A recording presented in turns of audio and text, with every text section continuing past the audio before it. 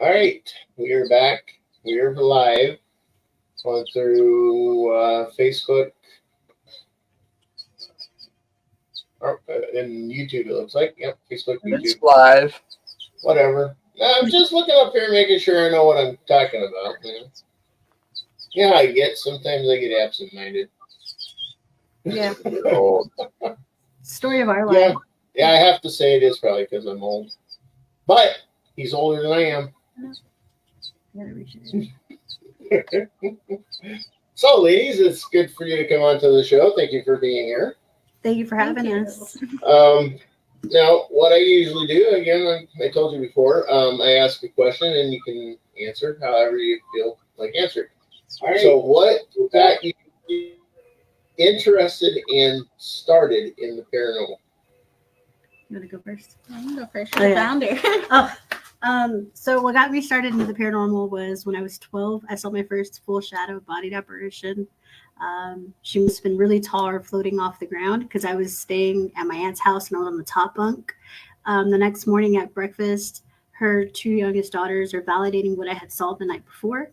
And as they're validating what's going on, they were like, "You're crazy. There's no lady in your room." Their bedroom door slammed shut. And we all looked at each other. And from that, moment on, I knew there was more out there than what we thought. And that's just what I've been after is finding the unknown, finding answers to what we don't see and what else is out there. Cool. So, what got me into the paranormal was actually the movie White Noise. So learning they had the whole bonus features that they were talking about, like all the EVPs and everything like paranormal. That just kind of like spiraled me into the paranormal world, and then I had a lot of experiences, like haunted houses and things like that I just like became more in love with. And when I was in high school, I tried to start my own paranormal group. So it's always been there, but this is the first time that I've fully been diving in with a team. So I'm super excited for it. But yeah, That's cool. That's cool. So, this other young lady that's in this video with us here, Samantha, is she part of your team? She is. She's looks like she's out and about with her dad. So Okay. what got her into the paranormal is she actually was hit by a car when she was younger and she died. Oh, really? Yeah. And that kind of opened her up and she was able to see things and hear things. And she knew that there was more out there than what we thought as well. That and also her dad's a paranormal investigator as well. That's cool. Yeah, Beyond Belief Paranormal out of San Antonio. P. Cardoza, that's her dad. I'm really good friends with him, and I found out she was very, very gifted. And I was like, I need her on my team. We're gonna help mold her and figure out what's out there and all that good stuff. It's very interesting that's the kind of story background there, because I have heard a lot of stories of people who have had the experience of dying and then coming back, and then after that had happened to them, they've been able to have more of an open experience with the energies around them and especially the spiritual energies around them, and be able to pick up on that a lot better and to run with it. Yeah, that's I've heard that too. I know a lot of friends in the paranormal field who have either died or have had close encounters with death. I myself was really young when I had my close encounter as well. I had gotten to an accident when I was really young and I almost bled to death. And so, yeah, like it makes you think like how crazy it is, like when the veil gets really, really thin and you're fixing to cross over. Mm-hmm. And you can like start sensing everything and feeling everything right off the bat. I've not ever had a near death or a death experience, but I do have a type of gift from being able to sense the energies in the room, seeing auras, stuff like that. That is something that my mom passed down. Oh, wow. Her side of the family has always had it. It's always skipped a generation, which is weird because it never skipped over me. My mom had it, and then I had it, and then I know my daughter has it, but I was never allowed to teach her any of it because of the way her mother was. Mm-hmm. And I'm pretty certain my grandchildren both have it as well, so Wow. it's kind of That's interesting. Yeah, I think my son is getting gifted as well. We'll be out and about somewhere, and he's like, "Mom, did you see the man?" And I'm like, "Oh my gosh, you saw him too?" No. And so I'm like, "What man?" So I like talk to him and try to encourage him to talk to me about it. And I'm always telling him, I'm like, it's okay to see these things, but if they scare you, let them know, hey, I need you to back off. Like, you're bothering my bubble, so to speak. So Right, getting a little too close into the personal field. mm-hmm. Yeah. Well, yeah, I get that too. So that is cool, though, that the children can actually see a lot more in the weekend. Mm-hmm. And a lot of it's because their minds are not developed like ours. They haven't been lied to in the in the aspect of being raised. I feel that most of us who have not learned about it have actually been suppressed throughout this. Okay, and we are now starting again in our lifetimes into what is called the Great Awakening. You heard of that? Yeah. And what that's going to wind up being is more and more of the younger crew, younger kids, are going to be experiencing what some of us are capable of doing. Oh yeah. They're going to be able to see and feel and hear and speak with the other side. Mm-hmm. And mankind's always been able to do that. It's just that we've been suppressed. Right. There was a suppression of it. I think a lot of it had to do with fear, and not just fear, but also wanting to maintain a control. Mm-hmm. And by doing that, that's how a lot of us have, throughout the centuries and everything, have lost our abilities. Yep. But we're going to be gaining them back. So. Oh yeah, I'm 100% sure of that. Like our generation, we were taught that. See, I come from a Catholic household, so I was taught that this stuff is bad. I'm sorry. I'm sorry, but I understand that because I have family members that were from the Catholic faith, so I understand. Yeah, it was something that we were taught wasn't supposed to be a thing. It was the sin, it was the devil, like it's not real, this and that. But then you look at us as parents, and we're the ones that are like, oh, look at this new crystal, look what this crystal does. Mm-hmm. Or let's look at this shadow, let's talk together and figure out what this shadow person is. Or, like we are teaching the crystal babies, is what they call them, or the indigos, that it's okay to be yourself. It's okay to see these things, to hear these things. Now let me help you understand what it is. And a lot of people are going to be, like you said, they're going to be awakened. There's going to be a lot of crazy stuff going on pretty soon. Mm-hmm. We're entering the beginnings of it, the Great Awakening. So I am anticipating the full-blown portion of it where everybody starts understanding what's going on, and it just becomes a big flood of everybody being able to read the energies and understand the energies and speak to the other side, stuff like that. So it's going to be fun. I think it's going to be an awesome thing. It is going to be great. I can't wait to see what the younger kids have. Samantha, she's the youngest one on our team. And so it's fun watching her go through her awakening and watching her go through her gifts and abilities, because she doesn't doubt that she's gifted her ability, because like I said, her dad's a paranormal investigator. Mm-hmm. But just seeing someone who's new to all this open up and experience it for the first time, it is so cool to see. Oh yeah, it is. Very cool. See, I agree with you on that. Yeah, we did a case in Kyle. Was it Kyle or Buda? Buda. It's like on the It's like cusp, yeah. yeah. And Samantha was picking up the deceased husband's like to the T. What he looked like, what he dressed, what he sounded like. And me and Vanessa were just like, yo, that's cool. Like she just seeing her like validate herself and us seeing that she was aware of what she could do. It Hmm. was awesome. That is really cool. Um, so when you guys go on your investigations, do you try to go to just regular places like haunted locations that are known to be haunted? Do you do cemeteries? Do you do anything else besides or with that? So we try to do a mix of haunted locations and cemeteries as well, just to kind of give ourselves a little bit of a range. Hmm. Our residential case was actually somebody who reached out to us, saying needing some answers after a really tragic time in their life, and we just Right. we're running.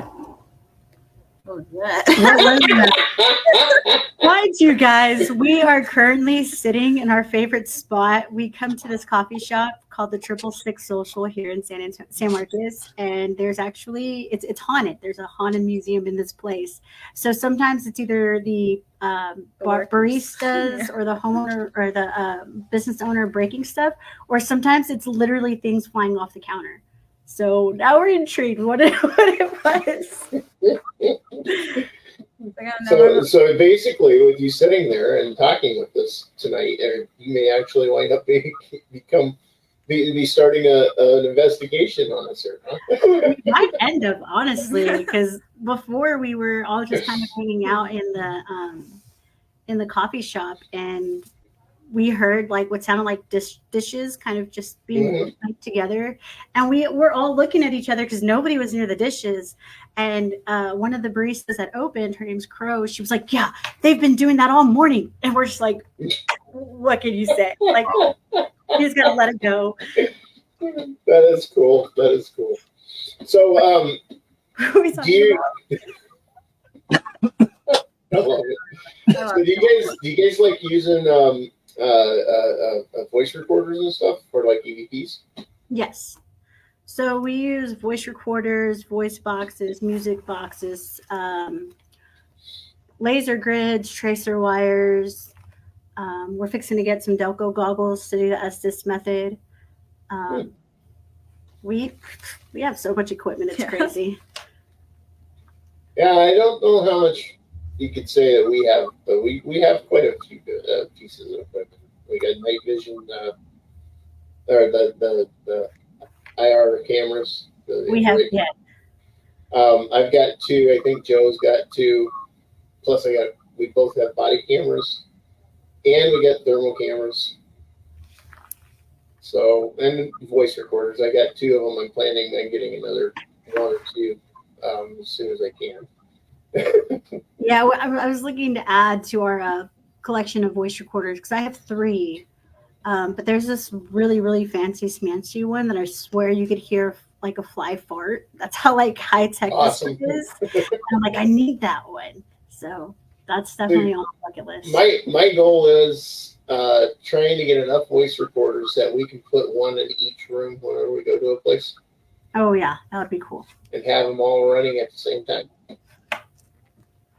That would be good. The only thing is having to sit there and listen to all those voice recorders. Yeah, but I'll tell you, voice recorders do pay off. Oh yeah, no. I mean, yeah, I'm sure you've caught stuff for yourselves, right? Oh yeah, we just did a case in San Antonio, and we sensed a gentleman in the hallway, and I said, "Hey, like, there's something over here. I don't feel very good. Like, I feel sick. Like, something's just not right." Mm-hmm. And I said, "Can you tell us your name?" And on the voice recorder, you literally hear a grown man saying, here's the name. And then my music box goes off. Like if he's haunting us. And I'm just like, oh my God, that's so crazy. And then a little bit while later, you hear two little kids talking. one of them says he's coming, and the other one says, "Oh, he's here," and then you hear that man laugh, and I'm like, That's- "Wow, That's pretty cool. That is pretty cool. So, what is like the most intriguing thing you guys have caught? Ooh, you already know the answer to this one. Which one? Your hide and seek. Oh yes, my hide and seek. So while we were here hanging out in the 666, we have a bunch of haunted dolls here. So they're part of the Parapeculiar Museum, and I decided that I was like dolls, kid spirits. I was like, I'm gonna play a game with them. I was like, they probably don't have many people that try to like act kid-like with them. So I was like, let's play hide and seek. So I start counting, and as after I get to 10, I'm like, ready or not, here I come. You hear, we're hiding. That's cool. That is cool. That was a unique approach, though, to get something out of like a spirit. Yes. Yeah. Act like you're a child and you're going to play with a child. Yes. That is smart. That was a brilliant idea. Yeah. We like to think out of the box and do things that normal investigators don't do.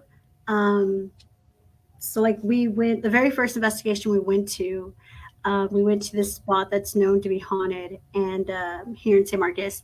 And one of the claims there is like a college kid who just kind of like passed away there. And there was another one where there was these soldier brothers who were supposed to have met after the war, but unfortunately both of them passed away. And so she was like, "Hey, what is your name?" And we got the name Andrew. And so she was like, "You know what? Like, let's kind of get to their level and talk like if we were just hanging out with them." And so she was like, "Hey, Andrew, are you here?" And the cat balls that we had laying out weren't going off. Nothing was happening. And so she goes, "He gave us his name and then ghosted us." Haha, ghost, get it? And then the cat ball goes off. And we're like, what the heck? So yeah, we like to like talk to them like if they're still here. Because I mean they are. Once you pass away, you're not gone. Like your story's not over. You're still a living you're still a living person, so to speak. And so we still talk to them like if they were living. That's smart to do, actually. It is cold. What's that? It's cold in here. Like we get little like cold spots here and there. Are you getting cold spots floating around you, or is it all just in one spot? Or I think they're coming and going because I was fine a couple of minutes ago, and now I'm cold again. See, like, and it's cold. It's that cold to where like you're shivering, and like oh wow, it's a penetrating cold. Really cold. Penetrating cold. Yeah. Yeah. It's kind of like what I say. I can handle the cold. I can actually walk around in shorts and short sleeve shirt in like 40-degree temperature. That's the kind of person I am with my ability to handle the cold. Mm-hmm. But if it's a dry cold, in other words, not damp. If it's damp, I can feel the penetration of it. Right. Where if it's just a dry, regular cold, no dampness to it, doesn't bother me. Yeah. No, it just got cold. So yeah, I see you got a candelabra behind you guys. Yeah. Turn it on and get some heat. Well, if the place is haunted, you can always ask them to move it around or do something to show us on video. It's surprising if it went off.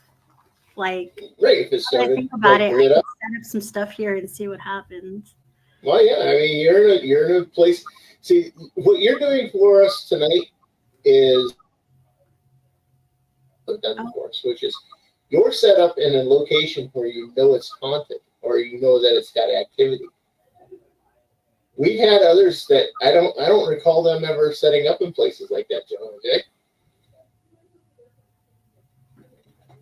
You're muted. Jojo. Casey's on mute. What'd you want? Oh, I said the ladies are set up in a place where it's known to be having activity.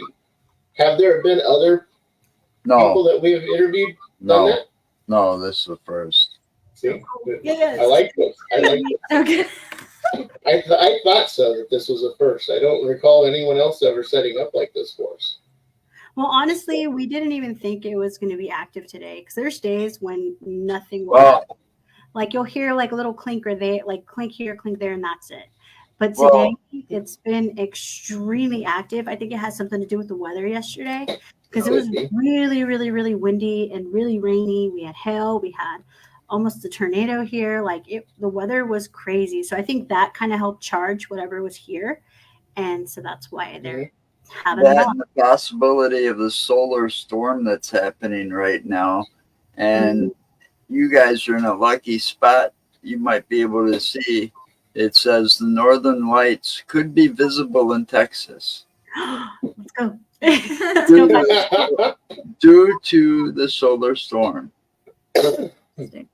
So then that means we have cosmic energy hitting the Earth pretty heavily. If Yeah. we have that kind of activity of being able to see the northern lights that far. That would be, man, that'd be cool to see it from here. Yeah. And then so that I also am a firm believer in the fact that cosmic energy also helps with energizing and triggering hotspots around the world too. Yeah.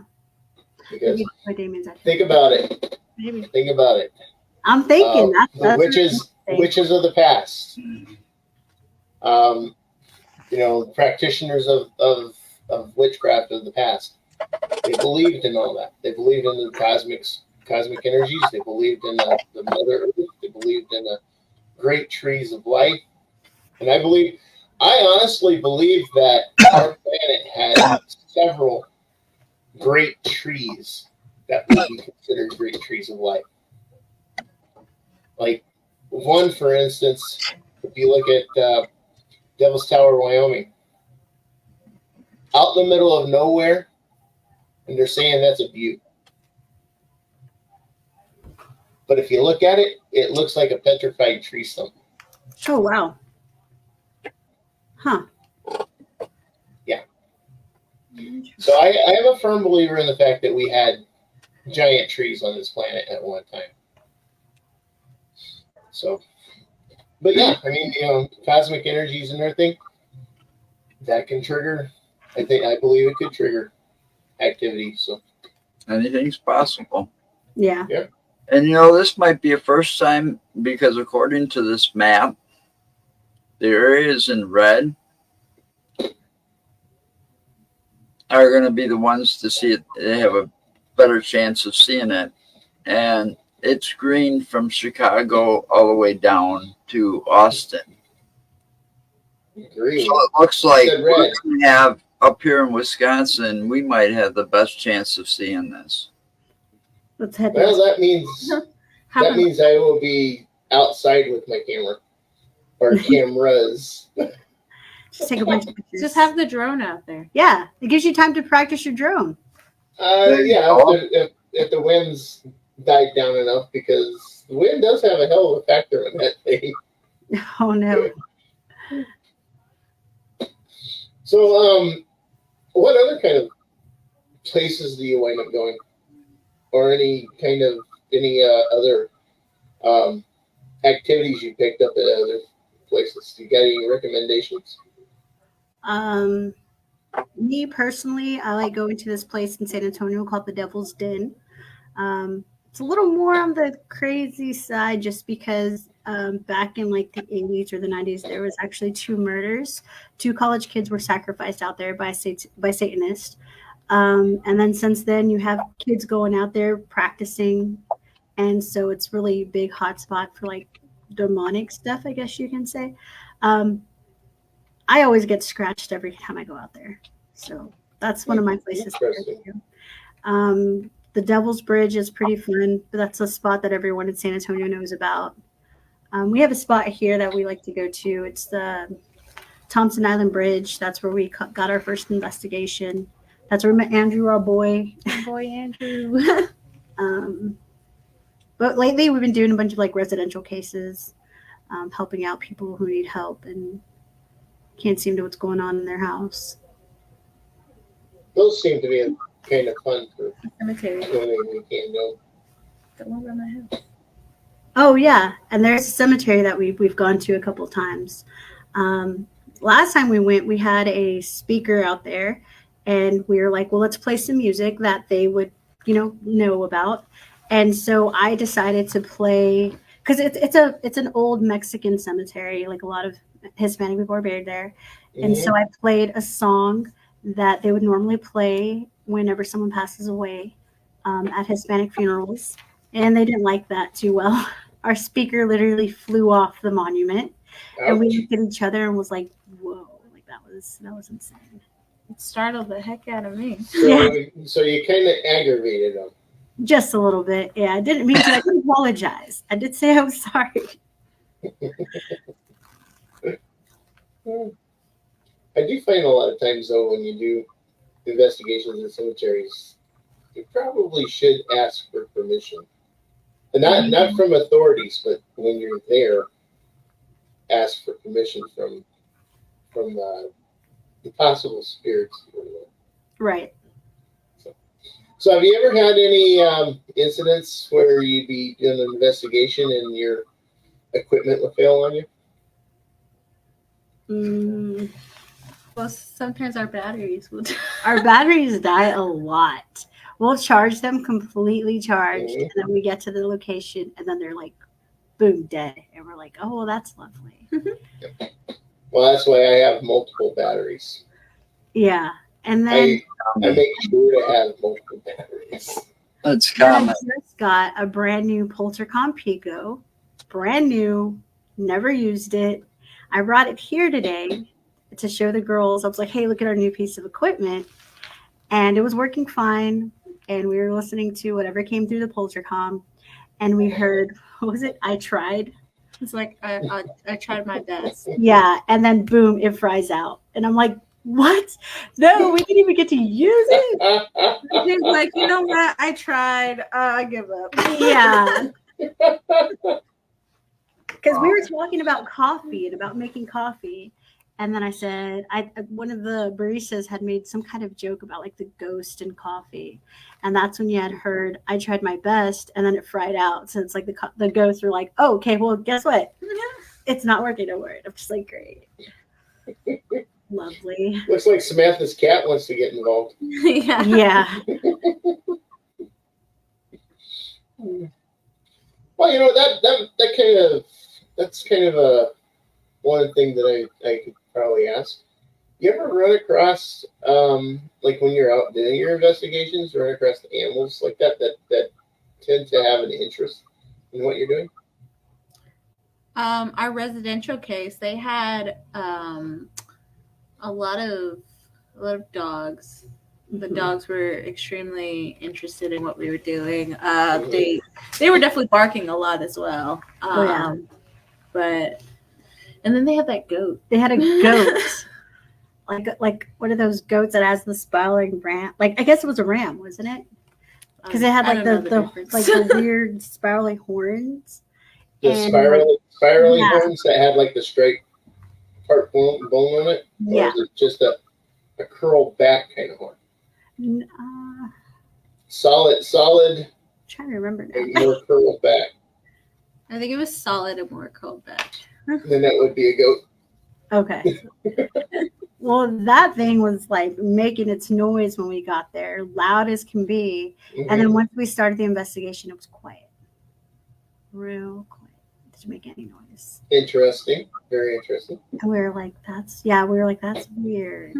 Well, it's just in my experience, animals and children have an ability to be able to see things that are out there that we can't see. Right. Or that some of us who are not more sensitive than the others can see. Mm-hmm. You know, I have a little pit bull. Well, she's 3/4 pit. Awesome little pup. She will either stand at the base of the Okay. stairs and look up the stairs, but won't bark, just kind of stare up the stairs.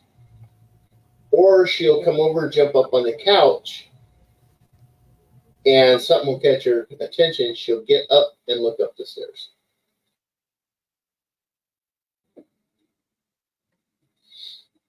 Oh, they went on mute on us. No, she had to go grab something really quick, so she will be right back. That's fine. That's fine. You know, Samantha's been on mute this entire time. If she wanted to talk, she could take it off mute. Hi. Hi. Welcome, Samantha. I know that's we're like quiet. So, Samantha, I see you have a cat. I have a cat, 6 dogs. My brother has a snake and a hedgehog. Got a whole zoo up in there. They got a zoo. Those two.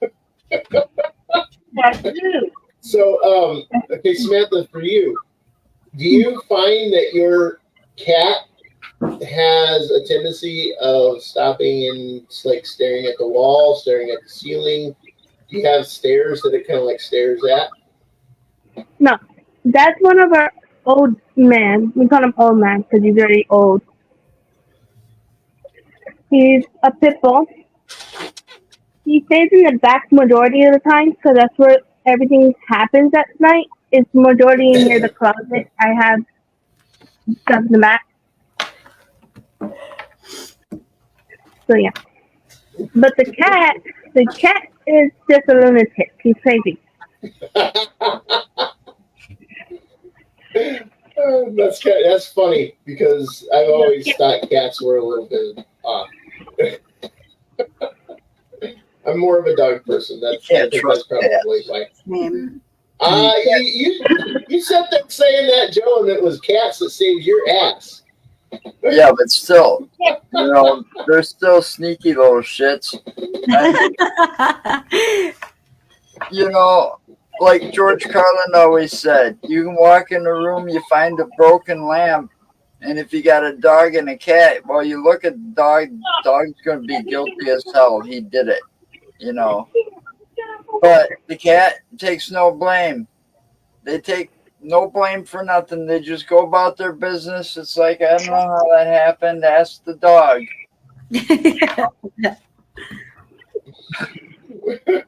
They don't take no blame for nothing.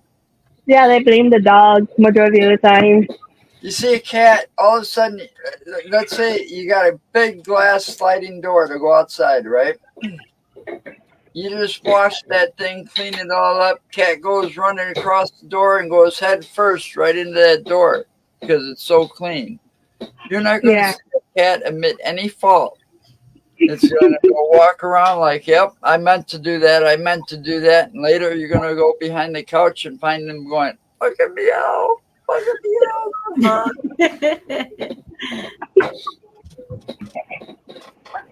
Yeah, he's crazy. See, I told you he was old. He's a crazy old man. Cats are unpredictable. I don't like cats. I'm not a cat person. So, Sid, Nessa, do you guys have animals? No. I don't anymore. I used to have a snake, but my landlord made me get rid of it. So, Who your landlord? yeah. I have a So you 7. said, That counts. what was that? I have a 7-year-old little boy. That kind of counts. No,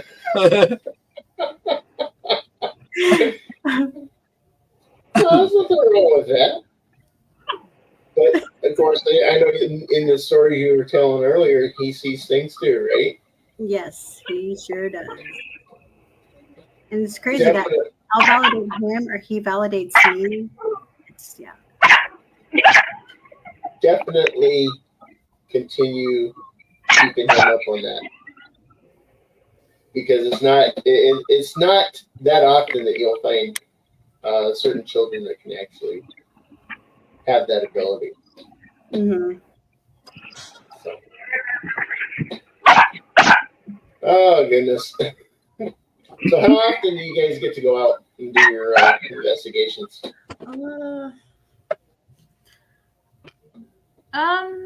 Lately it hasn't been as often. We tried to do like every weekend or every other weekend, but we've all been super busy. Yeah. I'm an event manager, so like the place that I'm working has had a lot of events lately, so I've had to like go, foresee that and everything. But we're trying to. I know we have one coming up next weekend. We right? have one coming up this weekend. This weekend. Oh my god. See, like I'm all over the place. So we have a residential case this weekend, but then we also have a collaboration next weekend That's with the one I was talking about. Jose from Finding the Paranormal. He's coming down from Dallas, and we're going to do a collaboration that stars Stickers and Stars. They have 2 haunted dolls, Sarah and Dipstick. Dipstick's a clown. Sarah is a beautiful, beautiful doll, and it's known to get pretty active in there. So we're doing a collaboration with Jose from Finding the Paranormal. Cool. And then the next day we have an event here at the 666 that we'll be helping out and hanging out and doing our stuff. And then we have an event September 7th. We're going to be going to Palestine, Texas for the Parapalooza. Mm-hmm. And we'll be speaking there, so Yeah. Parapalooza. That sounds familiar. Yeah, it's put on by Robbie Brown and Amy. Oh, man. What's Amy's last name? I don't know. I'm really bad with names. I'm really, really horrible. Amy Smith. And there's one other person that's helping them put it together. I'm new to the other 2 people's names. I know Robbie. Robbie's one of our good friends. So that's how I knew about Parapalooza. All right, that's cool. And that's on which day? September 7th. Okay, so that's a ways away. Yeah. A few months. Yeah. So between now and then, we'll be squeezing in investigations when we can. Mm-hmm. Oh, definitely. Yeah, and Joe doesn't get to get out that often, and of course my schedule sucks because I'm a delivery driver. Start out in Wisconsin and on Sunday afternoons, and I wind up not getting back until Tuesday night or Tuesday afternoon. Yeah, it's kind of, it sucks, but it's cool too because I actually get to go to the places, some of the areas Get out every day. What's that, Joe? At least you get out every day. I'm locked up in this asylum all the time. Oh no, free Joe. It's not my fault your wife locked you in the room and takes the key. Stray jacket's still on back order. If you had actually listened to her, she wouldn't do that to you. No, that's not actually true. The reason I don't get out is because I'm disabled. And if it's too cold outside, I don't leave. I hibernate like a bear in the wintertime. I was diagnosed December 4th, 1995 with AML leukemia. Actually, Joe, take over for just like a minute and a half. I need to use the bathroom. Yeah. We know what that means. I actually died in flatline multiple times, but one particular time that was the longest. It was like 3 minutes or whatever before they got me back. I had an out-of-body experience where I was like floating above my body, watching them with, use the paddles on my chest and stuff. And I ended up out into the waiting room just outside of the emergency room area, watching them take care of my mom because at the time my mom had like some serious heart problems. So if she got too stressed out, too excited or something, her heart would go all wanky and they'd have to give her a shot and calm her down and get her heart rate back down to normal. And that's what they were doing.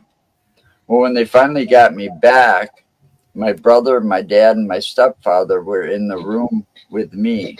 I asked them, like, how's my mom doing? Don't worry about your mom, I said, no, how's she doing? I mean, did they get her stabilized? And it's like, how do you know about that? And it's like, I saw that. So it's kind of freaky. but it also opened up my mind to, everything that's paranormal, from the UFOs to the cryptids to the spirits, all of it. So myself, I'm personally fascinated with the cryptids, so that's one of my things. What's your favorite cryptid to like look after? The one that we've actually been looking for the last this will be the 4th year going out there. The Beast of Bray Road. It's also known as the Michigan Dog Man, and it's like a bipedal wolf man type creature. Oh, cool. Yeah. But what we stumbled upon when we got out there, we thought, oh, we're just going to hear stories about this dog man and the Beast of Bray Road and all this. Nope. No, That there's a lot out property that we luckily got access to has been dubbed the Skinwalker Ranch of Wisconsin because of all the activity on that land, and how much there's way different activity there is. Everything from UFOs to mist, pictures of mist being on the camera, to possible portholes opening up, to portals and stuff. Pictures of unidentifiable cryptids or creatures, casts, weird sounds at night, weird lights. It's a very unique place. We actually got chased off that property by fog. Wow. Because it rolled in so fast, and if we would have stayed there, it would have damaged all the cameras. See, here's something that I've thought of since that. See, the guy that owns that property, he has like 7 different trail cams, and he's got probably now over 300,000 pictures that these trail cams have shot. Oh wow! Each time they trigger a 3-picture series. Okay. And they're within seconds of each other. He's got a photo album he showed us that was from one trail cam that was triggered the entire day. Oh wow! It was constantly triggered, and every time it was snapping, it showed in the first part of it. It showed this mist coming in, and then the mist stayed there the entire day. What? That's crazy. So we're sitting out there on a Saturday night with another investigator out of Illinois that came up to sit out there with us. Yeah, he's going to be going. He's going to be joining us. He's going to be going back out there with us in August. Oh wow! So we were there. Probably, I think it was like 7:30, 8 o'clock at night, until about 3 o'clock in the morning. We actually intended to stay there until like sunrise and after, till like 9 or 10 o'clock. Because that's when the most activity that happened to these trail cams was like shortly after sunrise. Yeah, that was triggering this. So we were trying to be there to actually see firsthand the activity that goes on. So we had all of our equipment set up. Okay. I didn't have my second camera at the time, but I do have a spotter scope that has a camera that can be put on. I caught an orb with that, which I have a video of that. And then right around, what was it, Joe? Around 2:30-ish? Something like that. That's when that mist or fog or whatever it was came in. Yeah, it was after we lost the bipedal figure in the cornfield. Well, you've lost that. Yeah, they got him, and the other investigator had the other investigator had a big bipedal figure on the thermal. Oh wow! He had a big screen with a thermal camera, and they actually were watching this bipedal figure. I left the group, or left those two, and went down the field, walking the drive path that was between the hayfield and the cornfield. Mm-hmm. Had my body camera, my regular camera, a flashlight, and my voice recorder all on me at once going. They lost sight of this thing. As I walked away, I heard what sounded like something in the cornfield following me. Oh wow. You got them on video talking about how they lost sight of this, and it may have followed me down in the cornfield. And then you got me on the audio and video talking to whatever was following me, telling it to come out and talk to me. So it's kind of cool when you put his audio. And I was solo. I was out there by myself, so I had nobody with me. I had no weapon with me at all. So. Oh man, imagine if the thing would have jumped out at you. It would have scared me. I wouldn't have ran. I would have stood my ground. What would you have asked it? I would have asked what it was. I would have asked it why it was there and what it needed. Okay. Yeah, see, most of those eyewitness reports from this thing, they're more like it scares the hell out of the person. I don't think I've actually heard of anybody saying they've been attacked by the beast of Bray Road. And then if it's an actual lichen, Interesting. yeah, I'm that crazy. Now you got us thinking. Now we're like, what can it be? Like, even Think we about want that. If it is an actual lichen, I would want. I'm 55 and I'm a crazy son of a bitch when it comes to that. I would actually accept being turned and being a lichen. Because, for one, I would quit aging. For two, I'd gain a hell of an ability. Right. And I would most likely be able to control it. So Just insane that just knowing that you'd be able to say that you've seen it, you've talked to it. That's cool right there. Yeah, I mean it was really, really weird. And then I got to a point because there's this like marshy area down at the one end. I got to a point where, and this was in August, where the mosquitoes were killing me. And I'm out there in shorts and a short sleeve shirt now. So, and the mosquitoes were just eating me alive because I didn't think about bringing any spray. Oh, so no. I turned around and I headed back. On my way back, out of the corner of my eye, I seen something white and low to the ground running through the hayfield. And I turned. As I turned, I had my body camera and my video camera turned with, but I never caught it on video. It was really, really strange. So, but yeah, that's one of my encounters. That's really cool, That is a really cool encounter. Like, I'm kind of jealous that I don't have an encounter like that. Well, we've been going back and forth to that property for 4 years, like once a year. I'm trying to, at least once a year. The first day we went there, that was after actually driving down the road, because our first day out that way, we actually drove down Bright Road. Mm-hmm. Yeah, and we wanted to check out exactly that location at night, and it's about a 2.5 mile long road.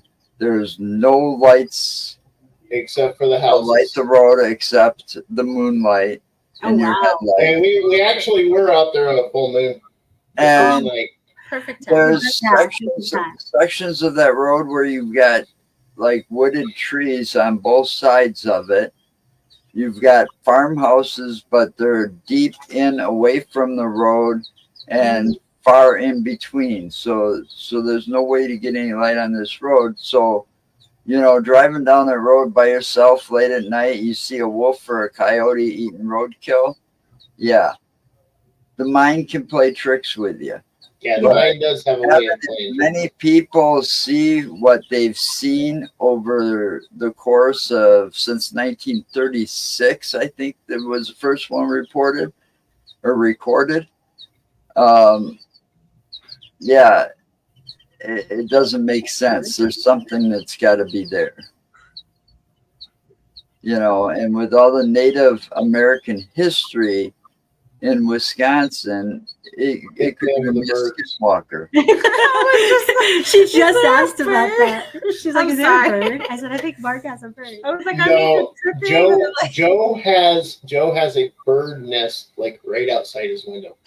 Oh yeah. The birds you're hearing. There's they build a bird nest in my two windows. There's like three of them in the office, and the one, even if it's closed, you can hear them because this is an old trailer built in the 70s, so the windows aren't that good for installation. But they just hatched the other day, so they're going back and forth and feeding the birds. From, I can see it happening out of the corner of my eyes. Oh, that's cute. Yeah, I thought I was having a stroke or something. Yeah, No, there's actually birds. You They're hear that bird? feeding the young ones in the nest up over here in the corner. See, I actually pay attention.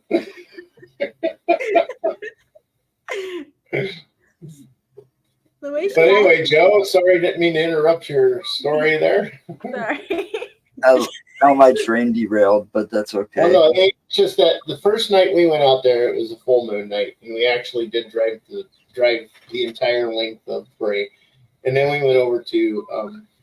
We discovered that. Yeah, we discovered that it's a perfect location for the mind to play tricks if you're by yourself. Yeah. You see a wolf, you see a coyote, you're gonna picture it a little bigger. That thing kind of goes up on its brings itself up using its front paws. It's gonna look bigger all of a sudden. Yeah. Well, it's doing that because it sees you coming, and it's guarding that food, and it's like, do I have to run? Do I have to fight? What do I got to do? The other road, which isn't too far away from there, can't remember the name of the road. I know it starts with a B. But Bowers, yes, thank you. Bowers Road. That's where the property is for the gentleman that we made contact with and was able to get access out there. And I'm a big fan of going places solo, though. She could go urban. oh, you like going solo too, huh? Yes. That's I feel what is it? The most like whenever we do investigations, I like to go by myself or just be like, it's where I feel the most connected to everything that's around me. I'm a big energy feeler. well, in this world, So. I'd go by myself, but in this world, I'm too afraid of not the paranormal stuff that's out there, the real stuff that's out there, the people, all these people and the shootings all the time and the killings all the time. Yeah, but where we're at out there, you don't have that. I'm good. I'm good when it comes to knowing my surroundings and stuff because I worked security and stuff for many years. Mm-hmm. So I'm very aware of my surroundings, but I don't think I'd ever go out even shopping by myself. Yeah, I'm the same way because I'll be in a public setting, I'll be like, oh yeah, I don't want to be around all these people. But if I'm gonna go off into some woods or whatever, I'll be like, hell yeah, but bye guys. Yeah, it's funny because we'll go on investigating, and I don't even need to ask who wants to do the Estes method. I'm like, we're gonna do an Estes method. She's like, okay, we need to do it in that room. I'll be like, put me in, coach. Okay, it's Vanessa. She's our solo investigator. I'm excited to see what happens when we go to Parapalooza because she will that's me. Also by herself. Yeah. Actually, one of my things I did recently, well, not recently, but it was December. I went to the Goatman Bridge in Denton, and I went walking around those woods all by myself. And then I was live, and I was like, oh yeah, guys, telling the lore of the area. And then somebody was like, some people were murdered out there recently, and I was like, well, turn it right back. No, not for me. I'd be right there, and I'd stay out there, and I'd do the whole thing. Yeah. I don't have that is the weird thing. I've been involved in the paranormal since I was about 14 years old, and I've embraced I've embraced the fact that I'm able to sense energies and see auras and stuff like that because my mom had always told me the stories about it. She'd always explained how things worked for me. So I started understanding that, and I got really decent at being able to figure things out with it. When I was 18, I channeled energy myself. I had a partner that was helping me with it, and that person like passed out on me, and I had the whole energy flow to myself at that point, which was really interesting to say the least. No. But so I've been involved in it, and over the years, I've never had the flight response. It's always been if something appears, if something shows itself, if there's anything around me that like feels negative or anything, I won't run. I will actually turn towards it and hold my ground. I'm very much like a mix, like a good mix. Like I will stay until like every fiber of my body is screaming at me to leave. Because it's like the more curious I am, the more I'm like, yeah, I want to go further into like this area. I want to dive deeper into like the energy that I'm feeling. And then like so when like we're doing the Estes method or wherever they pull me out, I'm like, I wasn't ready. I was like, why'd you do that? Yeah, like the last time we did an Estes method, she was like breathing really heavy and she was just like somewhere else, but she was getting affected. And I looked at one of our friends and she looked at me, she was like, dude, it's time to pull her out. It's like, yeah, it definitely is. So we pulled her out and she's like, hey, what? And we're like, you're getting too in the zone. Like, we are not ready for that part yet. So take a step back. So have you ever used a Ouija board? Me personally, yes, I have. I have not. I respect it, and I respect those who mess with it. I just personally will not do that. That's something that I will not do. Okay. I actually have a oh my god, what's the planchette? Planchette. Yes, I have a planchette. She has a planchette tattoo. Yeah. Awesome. That is cool. I mean, I've been around someone who messed with it. I see she's got a lot of ink. I do. I'm pretty covered. So. Oh yeah. That's the only ink I have. I just have one baby. Yeah, there it goes. Just right there. Nice. It's my little tarot cards and my ghosties. My favorite one is the planchette one because it says "as above, so below." So, and I'm a really big believer of that. So.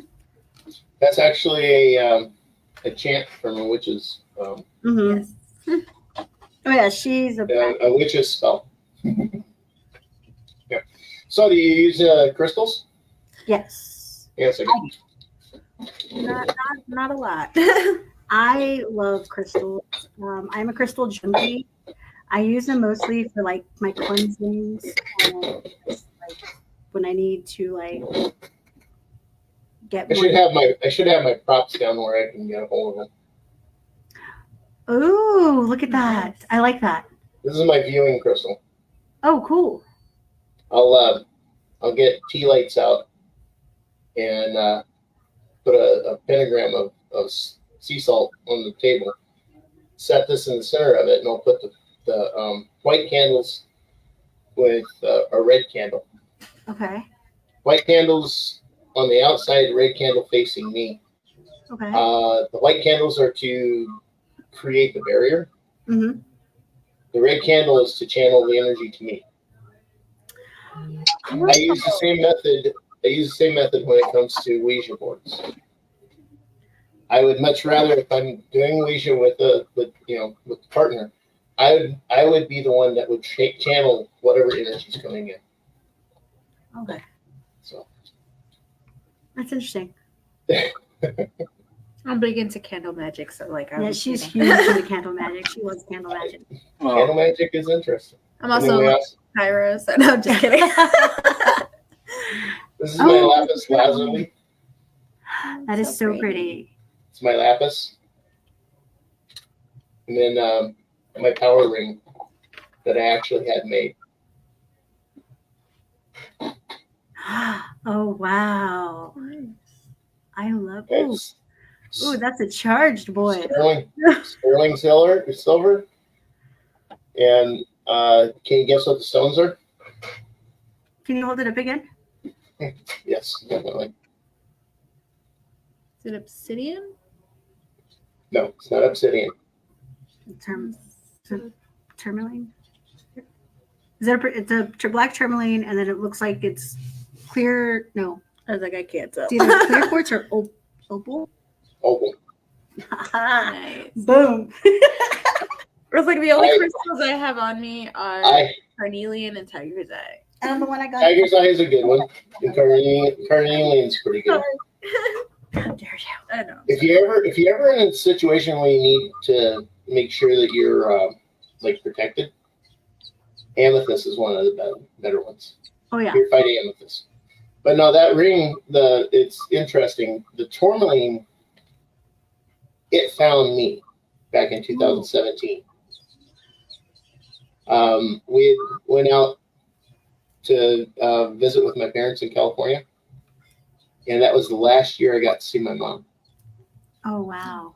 And we stopped in Las Vegas overnight on the way back, and then went to an In-N-Out burger to have breakfast, lunch type of thing before we left Vegas. Mm-hmm. Came back out from eating, and I opened the side door of the van. I looked down. There's this little black pouch down right next to the back tire. Oh wow. I reached down, I grabbed it, and I felt that it had something hard on it. Got everybody in the car. I got in my position in the car. I sat down, and I pulled that thing out of my pocket, and I opened it up. And it was a black tourmaline about that long. Oh wow. And it had a little tiny white speck in it. But it was all, the rest of it solid black. So I always say that found me to help me get through the loss of my mom. Yep. Okay. The opal, I've had that opal since I was 18 years old. I purchased it from an occult store out in California where I live. Mm-hmm. And I just felt that it was time. I had the money to have it done, so I felt that it was time. And I took it to a local rock shop that we have here in Madison. Had them cut the opals, and then I had them cut the tourmaline and satin and sterling silver. That is so pretty. So this ring has a lot of significance to me because of the fact that it holds one of my first uncut true stones, and it holds a part of the stone that got me through the loss of my mom. Yeah. And I call it my power ring because that one that draws a lot of power. It A lot is of really energy. powerful. When you picked it up right off the bat, I felt the energy. I was like, holy crap. That bad boy's he's charged. He's Yeah. a big, yeah. And believe it or not, there are not a lot of Wiccans that can wield an opal and a onyx or a tourmaline together because of the power and the energy that comes through. So I'm kind of unique that way, which is cool. Tourmaline within itself, that sucker's really, really good to have for like protection of energy. Oh, definitely. Well, we got to wrap this up. Yep, we do. I do apologize. I got off on other stuff. No, So, what do you got planned that you're going to be doing, or any, coming up events, anything like that? yeah, so September I know 7th. you said something about this weekend, but Yes. This weekend, we are going to be here at the 666 Social. September 7th, we'll be out in Palestine for Parapalooza. The date's not released yet, but also going towards the end of September, we will be doing the Paranormal Fest in San Antonio, Texas. And then we'll just be going on with flow, I guess. okay, cool. Well, ladies, thank you for joining us. Thank you for having us. Yeah. And thanks, Samantha. I know I didn't get to talk to you much. She's like that all the time, though. She's really quiet. So appreciate you coming and joining us, and hopefully you guys had a good time. Yes. And I love the fact that you set up in a place that's known to have activity. That is really cool. And the fact that we may have got some sort of activity on audio and camera because you guys had that. You'll have to go back and watch it now, won't you? Yeah, we'll have to ask. We were gonna go ask. Noise? We'll have to go noise when we go out for sure. Whatever that crash was, yeah. So, until next week, everybody, stay safe. Remember, anything's possible. You can catch me tomorrow on Got Stories to Tell. I think that shows up on the Things Network. And next Friday, we've got Darren Buss from the Things Network. He's also a Wisconsin native. He's got some pretty interesting stories to tell. And Mark, you're going to like this guy because he might have one of our first investigations of the year for us. Cool. So we're going to talk about that on the next Friday, the location that we might be going to check out. Nice. So stay safe. Remember, anything's possible. Subscribe, like, share. And thank you for watching, everybody. Bye. Good night. Have a good weekend.